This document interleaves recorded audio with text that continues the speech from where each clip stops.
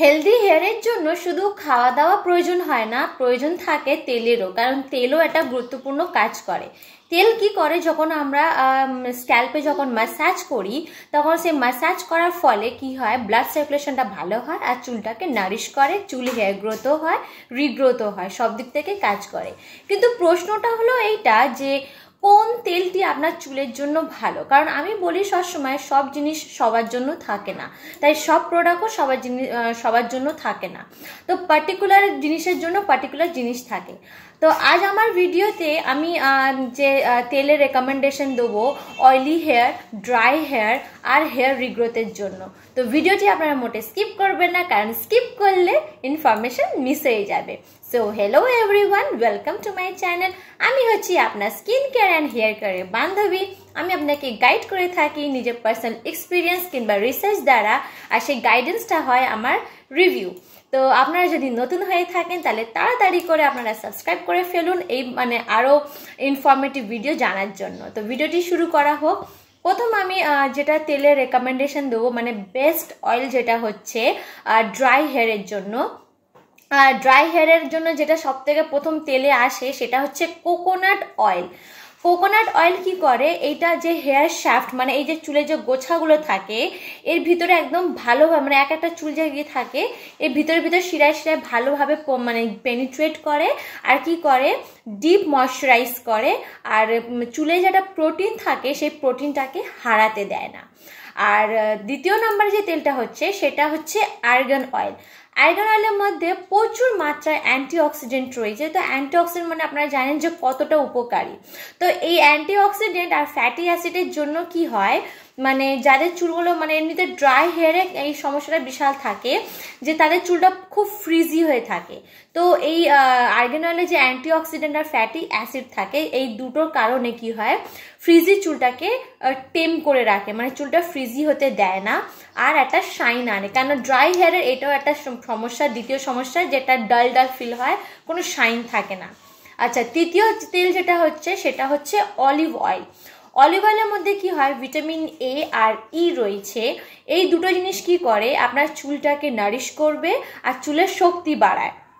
আর এইগুলো হলো, তাহলে এই যে তিনটে তেল রয়েছে, এই তিনটে তেল শুধু যাদের ড্রাই হেয়ার রয়েছে তারা ব্যবহার করবে। আচ্ছা, এবারে বলছি যাদের অয়েলি হেয়ার রয়েছে, অয়েলি হেয়ার তারা কি করবে, আপনারা লাগাবেন জোজোবা অয়েল।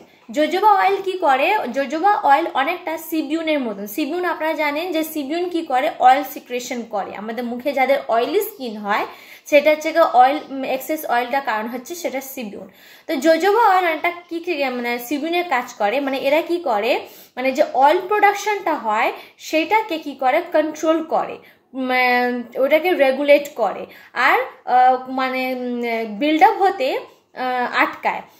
যাদের অয়েলি হেয়ার হয়, অয়েলি হেয়ার একটা সমস্যা হচ্ছে কি, যে এদের চুলটা যেহেতু এতটা চ্যাটচ্যাটে ভাব থাকে, তার ফলে কি হয়, যে কোনো প্রোডাক্ট যখন ওরা যখন চুলে লাগায়, অয়েলি হেয়ারদের চুলে যখন ইউজ করা হয় যে কোনো প্রোডাক্ট, সেগুলো গিয়ে কি হয়, বিল্ড আপ তৈরি হয়ে যায়। আচ্ছা, তো এইটা জোজোবা অয়েল কি করে, সে বিল্ড আপটা হতে দেয় না, বিল্ড আপটা আটকায়। আচ্ছা, তারপরে রয়েছে দ্বিতীয় নম্বরে tea tree oil. Tea tree অয়েলের মধ্যে রয়েছে অ্যান্টি ব্যাকটেরিয়াল প্রপার্টি। যাদের এই অয়েলি হেয়ার হয়, অয়েলি হেয়ারের মধ্যে একটা প্রবলেম হয় কি, স্ক্যাল্প ইনফেকশন হয়, স্ক্যাল্পে বিভিন্ন রকম সমস্যা দেখা দেয়, যেমন ইরিটেটিং হয়, অনেক কিছু সমস্যা হয়। আর যে ড্যান্ড্রাফটা হয়, ড্যান্ড্রাফও কিন্তু এক ধরনের এটা স্ক্যাল্প ইনফেকশন। তো টি ট্রি অয়েল লাগালে কি হয়, আপনার স্ক্যাল্পে কোনো রকম ইরিটেটেড থাকবে না, কোনো রকম চুলকানি ফুলকানি কিছু থাকবে না, আর ড্যান্ড্রাফও এটা সারাবে। আচ্ছা, এরপরে হচ্ছে হেয়ার গ্রোথের জন্য। হেয়ার গ্রোথ কেনা চায়, সবাই চায়। তো হেয়ার গ্রোথের মধ্যে সব থেকে নাম্বার ওয়ানে যেটা আসে সেটা হচ্ছে ক্যাস্টর অয়েল। ক্যাস্টর অয়েল আমরা সবাই জানি যে ক্যাস্টর অয়েল চুল হেয়ার গ্রোথের জন্য কার্যকারী। তো ক্যাস্টর অয়েল কেন কার্যকারী, কেন ক্যাস্টর অয়েলের মধ্যে থাকে রেসিনোলিক অ্যাসিড। এই অ্যাসিডটার কারণেই কি হয়, যে হেয়ার ফলিকলসকে স্টিমুলেট করে, আর স্টিমুলেট করার ফলে কি হয়, সেটাকে বৃদ্ধি দেয়, প্রমোট করে গ্রোথের জন্য। তারপরে দ্বিতীয় নাম্বারে রয়েছে ব্রিংরাজ অয়েল। ব্রিংরাজ অয়েল এটাও সবাই জানি, এটা কি করে, এটা একটা আয়ুর্বেদিক হার্ব, আর এর কাজ হচ্ছে মানে এটা ব্রিংরাজটাই জানা হয় চুল বড় করার জন্য, সবাই এই জিনিসটা জানে, এই জিনিসটা কেউ অজান্তে না। ব্রিংরাজের মেন কাজ হচ্ছে হেয়ার গ্রোথ, এটা প্রমোট করে এটা। তারপর রয়েছে অনিয়ন অয়েল। আমরা অনেকজন কি করি, চুল বড় করার জন্য আমরা পেঁয়াজের পেস্ট করে পেঁয়াজের জুস ইউজ করি, তো এটা হচ্ছে অনিয়ন অয়েল। তো অনিয়ন অয়েলে কি কেন বলা হয় কার্যকারী, যখন আমরা অনিয়ন অয়েলটা স্ক্যাল্পে যখন লাগাবো তার ফলে কি হয়, ব্লাড সার্কুলেশনটা হচ্ছে ইমপ্রুভ করে, আর তার ফলে কি হয়, হেয়ার গ্রোথটা হয় আর চুল ছাড়া বন্ধ হয়। তো এইগুলো তো হলো তেল, কিছু মানে তেলের রেকমেন্ডেশন যে কি কি তেল আপনারা ব্যবহার করবেন, কোন তেলের জন্য আর কোন কাজের জন্য। কিন্তু সবসময় যে তেল লাগালে এগুলো তো হচ্ছে এক্সটার্নালি জিনিস, ঠিক আছে, তার সাথে সাথে কিছু কিছু অ্যাডিশনাল টিপস রয়েছে, সেই টিপসগুলো মেনে চলতে হবে। টিপস নাম্বার 1 কি হচ্ছে, আপনারা যখনই কোনো তেল কিনবেন সেই তেলটা দেখবেন সেটা যেন কোল্ড প্রেস হয়। কোল্ড প্রেস মানে কি, তেলটা যখন বের করা হয়, এক্সট্র্যাক্ট করা হয়, সেই সময় যেন কোনো রকম হিট ইউজ না করা হয়, কারণ হিট ইউজ করলে কি হয়, তেলের যে আসল যে অর্গ্যানিক ব্যাপার থাকে সেটা নষ্ট হয়ে যায়, শুধু তেলটা পায় কিন্তু তার গুণটা থাকে না। তাই যখন কোল্ড প্রেস করা যখন আমরা প্রোডাক্ট কোনো তেল ইউজ করি তার অর্গ্যানিক জিনিসটা মেনটেন থাকে। দ্বিতীয় পয়েন্ট হচ্ছে কি, সবসময় কোনো নতুন জিনিস ব্যবহার করার আগে আপনারা প্যাচ টেস্ট করবেন। নতুন জিনিস যেমন কেউ সবসময় হয়তো অলিভ অয়েল লাগাচ্ছে, কোনোদিন কোকোনাট লাগায়নি, মানে অলিভ অয়েলে যেহেতু আমি বললাম যে এটা ড্রাই হেয়ারের জন্য, তো অলিভ অয়েলের জায়গায় কেউ লাগিয়ে দিল আর্গান অয়েল বা কোকোনাট অয়েল, যে জীবনে লাগায়নি কোনোদিন, তার জন্য এই জিনিসটা নতুন। তো সবসময় প্যাচ টেস্ট নেবেন। আর প্যাচ টেস্ট কীভাবে নিতে হয়, হাতের এই জায়গাটা লাগাবেন, যদি স্কিনটার মধ্যে যদি কোনো 24 ঘন্টা ওয়েট করবেন, যদি দেখেন যে কিছু রিয়াকশন হচ্ছে না, জিনিসটা নর্মাল রয়েছে, তাহলে আপনার স্কিনটাকে স্যুট করেছে। তো নতুন কোনো জিনিস ব্যবহার করার আগে সবসময় প্যাচ টেস্ট।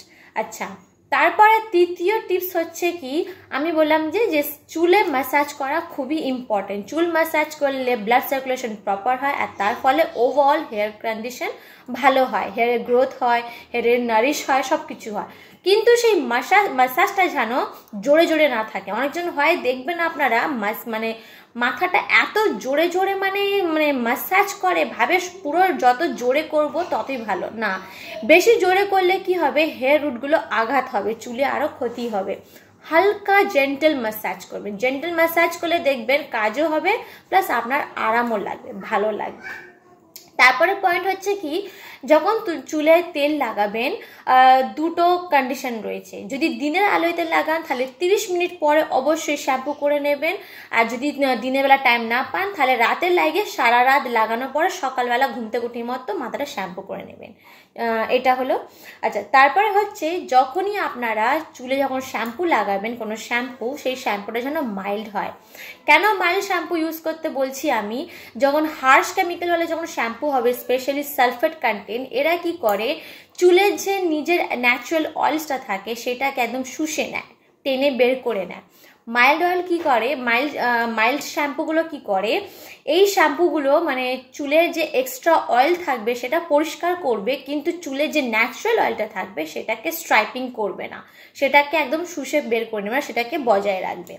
আচ্ছা, এরপরে আমি বলবো যে যতগুলো আমি তেলের রেকমেন্ডেশন দিলাম, এই তেলগুলো সব কটাই তেল আপনারা পেয়ে যাবেন অ্যামাজনে, পেয়ে যাবেন। শুধু একটা তেল, সেটা হচ্ছে অলিভ অয়েল। এই অলিভ অয়েলটা আপনারা পাবেন মেন উইথ ক্লাস ওয়েবসাইটে পেয়ে যাবেন, www.menwithclass.com। এই ওয়েবসাইটে গেলে এই তেলটি আপনারা পেয়ে যাবেন।